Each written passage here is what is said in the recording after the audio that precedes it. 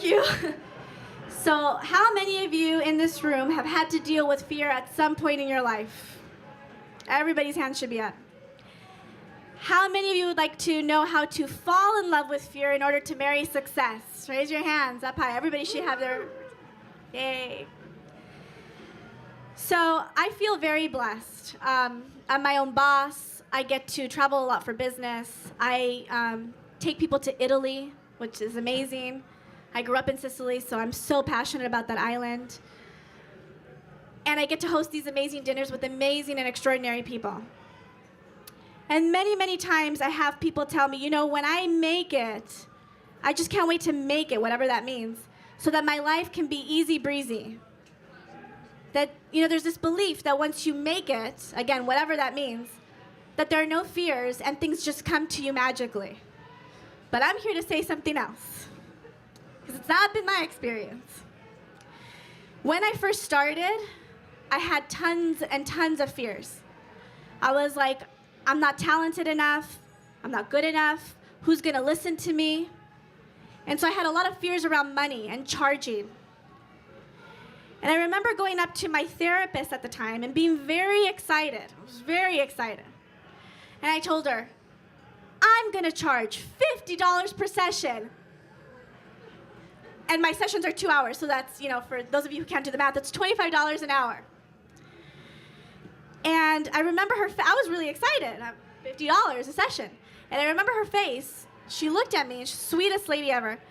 And she said, Connie, my gardener makes more money than you do. Now, she said, God bless the gardeners, we need them, it's not to put them down, but you have a master's degree in clinical psychology and you're gonna charge $50 for 2 hours. And that has stuck with me to this day because I was like, wow, I have no self-worth at all to be charging $25 an hour. And so I had lots and lots of fears. But one thing that I kept doing, and that now I realize was my formula for success, was that when something really, really scared me, I did it. I would do it. If it scared the crap out of me, I would do it even more. And I didn't realize what a big deal it was back then. Now, I started with a group of other coaches. We started around the same time. And now they come to me for advice, and they ask me, you know, you've achieved so much. And, you know, they asked me for advice, and I was thinking, what's the difference? What happened here? Because it's not that I'm, you know, so much better than they are. They're extraordinary human beings, extraordinary life coaches. So I'm like, what happened? What's going on? Why isn't their business thriving? And I realized they haven't started. They're waiting for the perfect moment, whatever the perfect moment is. They want that extra degree. They want that extra certificate. They want to go to India to see a guru because only then will they be I don't know what. I just started. If I had to wait to be perfect to start, I still wouldn't have started. I can't even speak English right. My English is all messed up. It is. That's funny. Yes, it's funny. Don't be, everybody's like, I don't know if I should laugh. It's okay. It's okay.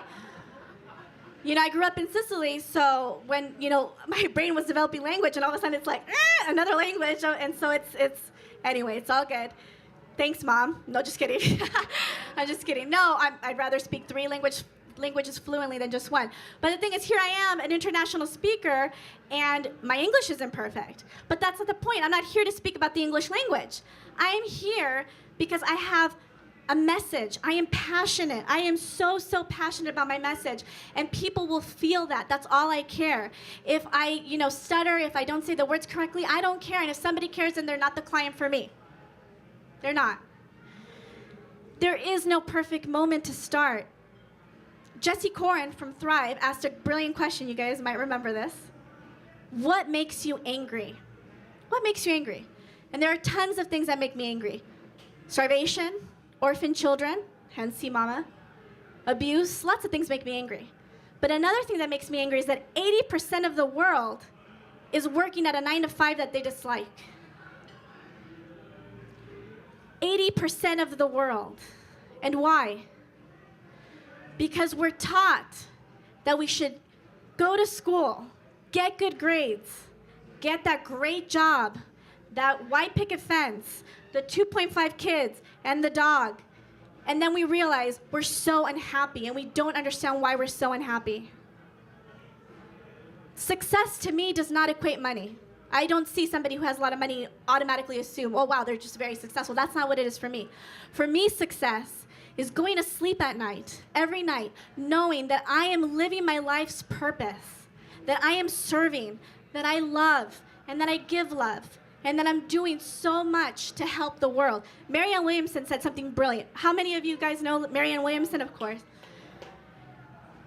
I was at an event lately, and she's like, well, this is all, you know how she is, she's very funny. Well, this is all fine and dandy that all you holistic practitioners get together and talk about, change. But what are you doing to change the world? Stop talking about it and actually do something.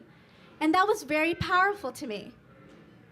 We talk, but what happens is we let fear stop us. Since I'm a business coach, I ask, a lot of my clients, what is that you think is stopping you from the success that you want to achieve? I've heard it all, especially from holistic practitioners. Mercury's in retrograde. The stars aren't aligned. My business is a Scorpio and I'm a Gemini. What the hell does that mean? I don't even understand that. And I'm sorry if I'm offending any of you guys that are love astrology. I don't understand it. To me, what that equals? Fear. It's just fear. I had somebody recently say, my intuition is telling me not to do this. And I'm thinking, do not confuse the sacred voice of intuition for fear. That's just fear. The beautiful actress Charlize Theron and Tom Shadyac both said something, the same thing, which I love. They said, I always make sure to feel uncomfortable. I like to feel uncomfortable.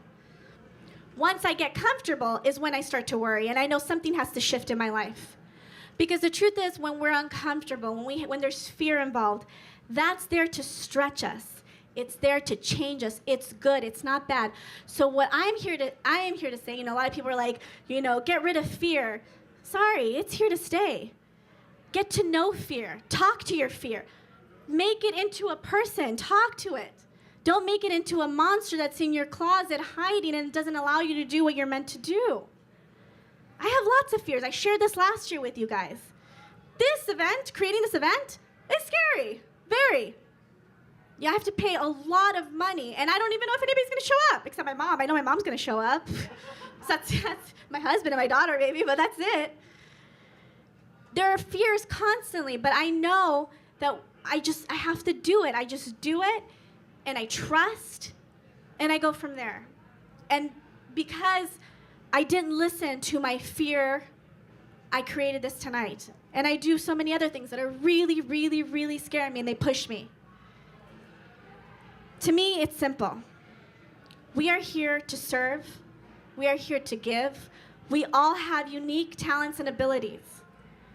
All of us, every single one of us. We're not taught that. We're not taught that we all have unique talents and abilities. We're taught just to make money, and then we realize that we're not happy. And a lot of people are also scared to start because, like I was scared, well, what do I have to share? And why is somebody going to listen to me and not somebody else? But the thing is, somebody's going to resonate with you, Yoko, and not necessarily with me. Somebody's going to resonate with me and not with you. You're beautiful. I love you. I'm just saying, and it's just an example. And that's the way the world works. It's beautiful. It's beautifully designed. But unless we start, our people are always going to be waiting for us. Unless we do it, there are people out there that are just going to be waiting for us to show up. I read an excellent book recently. It's called 3 Feet from Gold. Has anybody heard of that book? It's good, right? Oh, so good. By Greg Reed. And he talks about the formula for success. You guys want to hear it? No, nobody wants to. Yes. Formula for success. Combine passion with talent, the right association, which means hang out with the right people, not with the negative Nellies. Action, in other words, you can't just sit at home going, I want clients. I want this to happen. No, you actually have to go out there and do something. Action is really important. And then combine that with faith. Faith, when you have trust. When you trust, when you're aligned with your purpose and you just trust that it's going to happen. I heard the other day a lady who was literally crying, hysterical, cuss words, mad, saying, my business isn't taking off. My business isn't taking off, and I'm so stressed. I don't know when this is going to happen. She was really upset. And then she's like, it's been a whole year. And I was like, a year? It took me years to see any money coming in. Years. But I kept at it because I knew that I loved this so much. I wanted to help people get away from the 9-to-5 that they disliked to start doing what they were meant to do on this earth. And then I started seeing money coming in, and I was like, thank you. But it's not about the money. It's about helping. It's about serving. It's about giving back. That's what it's about. So I'm very passionate, as you can tell, about this message. And I know many of you here are already living your life's purpose. And for those that are not, my best advice is, again, to marry fear. Be okay with it. It's normal. It's fine. And just start. There's no perfect moment. There is no perfect moment, I promise you. So I'm going to leave you with a beautiful quote from my mentor, Alan Cohen, whom I adore, who's helped me and coached me for many years. And I feel like getting a business coach is so important, or getting just a coach to mentor you is so crucial. I happen to know a very good one. Just kidding. To kind of, get you focused and clear and make sure that you're on your path and keep you accountable.